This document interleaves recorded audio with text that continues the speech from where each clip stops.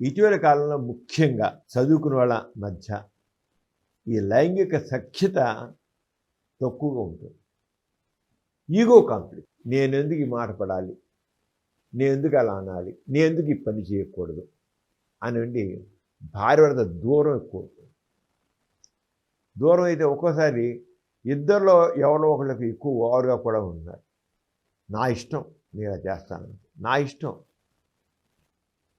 నా ఇష్టం అనేది ఎక్కువగా ఉండేది అవుతుంది. మరి దాంతో సఖ్యత తగ్గుతుంది. సఖ్యత లేదు. దాంపత్య సంబంధాలంటే ముఖ్యంగా సర్దుకుపోవడం అనేది ముఖ్యమండి. సఖ్యంగా ఉండడం ముఖ్యమండి. సర్దుకుపోవడం, సఖ్యత కలిగి ఉండడం ముఖ్యం. ఆ రెండూ లేకపోతే ఇద్దరి మధ్య ఎడబాటు వస్తుంది, దూరం పోతుంది. అంచేత మ్యారేజ్ ఏంటంటే భిన్న వ్యక్తిత్వాలు ఒకటిగా సర్దుబాటు చేసుకోవడం. ఆ అబ్బాయి అమ్మాయి వాళ్ళ వ్యక్తిత్వాలు వేరే ఖచ్చితంగా వేరుగానే ఉంటాయి.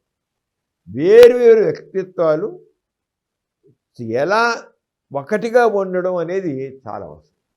అక్కడే సర్దుబాటు. పెళ్ళి అన్నప్పుడు ఏంటంటే సర్దుబాటు అనేది కావాలి. ఆ సర్దుబాటు లేకపోవడం వల్ల ఎవరు నేను ఎందుకు పడాలన్నమాట, నన్ను ఎందుకు మాట అనాలి, ఇది ఉంటుంది. కానీ కలిసి ఉండాలనే భావం కొంత విడిపోతున్నారు. నేను పడిన మాట అలాగేంటంటే మరి అంత పొగరా అతనికి, లే అమ్మాయికి అంత పొగరా, ఇది ఇప్పుడు ఈగో కాంప్లెక్స్. నేను చేయను. మీరు సర్దుబాటు ఏది? అసలు పెళ్ళి అంటేనే సర్దుబాటు, సఖ్యత రెండు ఉండాలి. సఖ్యత కూడా ఏమిటండి, ఆ మాట అన్నా పట్టించుకోకుండా ఉన్నాం, అప్పుడు ఇద్దరి మధ్య సఖ్యత ఉంటుంది. మాట పట్టింపులు వచ్చాయి, సఖ్యత ఉండదు. మాట పట్టింపులు వచ్చేస్తారు. అంచేత ఎప్పుడు దాంతో దూరం అయిపోతారు. ఎడమొహం పెడమొహం, ఎడమొహం పెడమొహంగానే ఉంటున్నారు చాలా కుటుంబాలు.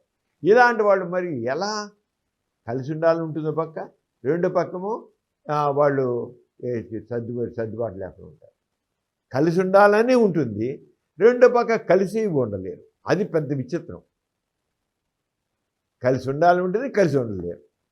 దానికి ఏం చేయాలంటే ఇద్దరు ముందు ఏం చేయాలంటే ఎవరు ఎక్కువ ఒకళ్ళు తగ్గాలి. దాంట్లో తగ్గి రెండో వాళ్ళు ఎవరిది ఎందుకు తన ఇష్టం లేదు చెప్పనివ్వాలి. నువ్వెందుకు నాతో మాట్లాడలేదు, ఎందుకు నా మీద కోపం వస్తుంది, ఏంటి కారణం అని అడిగి వాళ్ళన్నీ చెప్పనివ్వాలి. అమ్మాయికి చెప్తే అమ్మాయి చెప్పేది వినాలి. మగవాడు మొత్తం చెప్పనివ్వాలి. ఆర్గనైజేషన్ చెప్పి ఇతను కొద్దిగా దాన్ని మార్చుకుని తీశారు. అలాగే అమ్మాయి చెప్పనివ్వాలి. ఒక అరగంట గంట రోజు వాళ్ళిద్దరు ఏం చేయాలంటే, ఇప్పుడు మామూలు రోజులు ఏం చేస్తున్నారు, ఇంట్లోనే ఉంటారు కానీ ఎవరి జీవితాలు వాళ్ళు సెల్ ఫోన్ పెట్టి కూర్చున్నారు. పక్కన కూర్చుంటారు కానీ మొక్కలు కూడా చూస్తారు, సెల్ ఫోన్లో చూసుకుంటూ కూర్చుంటారు.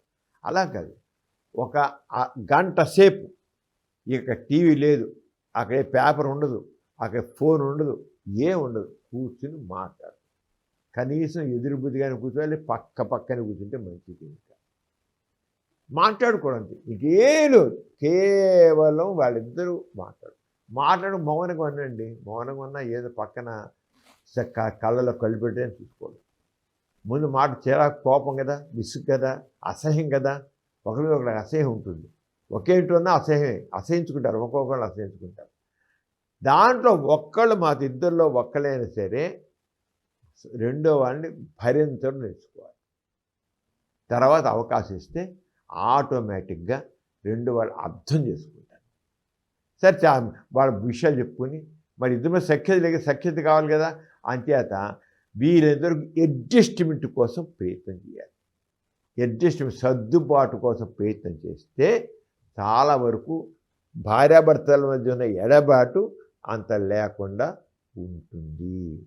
అలాగే చక్కగా కొద్దిగా చేయిలు పట్టుకోవడం, లేదా బుగ్గలు కాస్త నిమ్మడడం, లేదా ఏదో చిన్న నవ్వుకోవడం, చక్కగా జోక్కు వేసుకోవడం, వాళ్ళు ఆ టైం కలిసి బయటకు వెళ్ళడం, ఒక పార్కులో వెళ్ళి పక్కనే కూర్చోవడం, ఒక నది ఒడ్డుకి వెళ్ళి కూర్చోవడం, పార్కులో వెళ్ళి ఎక్కడ కూర్చొని చక్కగా సరిపోతుంది.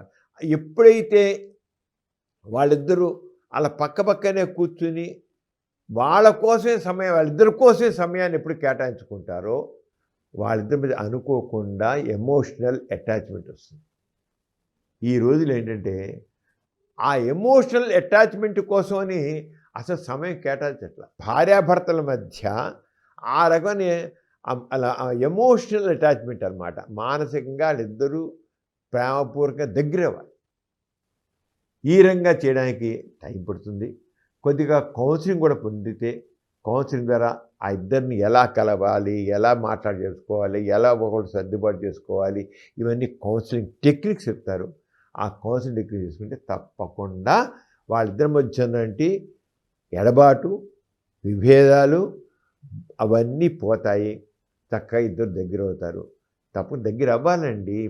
పెళ్ళి అంటేనే ఆ పెళ్ళిలో ఉన్నటువంటి ఆ మాధుర్యాన్ని వాళ్ళు చూడట్లేదు తెలుసుకోలేదు కనుక వాళ్ళిద్దరి మధ్య స్పర్ధలు. కానీ ఆ నిజంగా ఆ పెళ్ళిలో ఆ ఇద్దరు పెళ్ళి అయిపోయి వాళ్ళిద్దరి మధ్య అవి ఏర్పడిన అనుబంధం చూసారా, దట్ ఈస్ వెరీ గ్రేట్. దాన్ని వాళ్ళు గుర్తించరు. ఆ రకమైన అనుబంధం ఇంకెక్కడ రాదు. ఇంకెక్కడ అంత గొప్ప అనుబంధం ఇంకెక్కడ ఉండదు.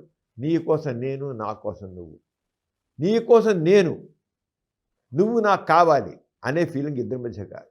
నీ కోసం నేను, నువ్వు నాకు కావాలి అని ఇద్దరు అనుకోవాలి. అనుకుంటే ఇక ఏముందండి, ఇల్లే స్వర్గసీమ.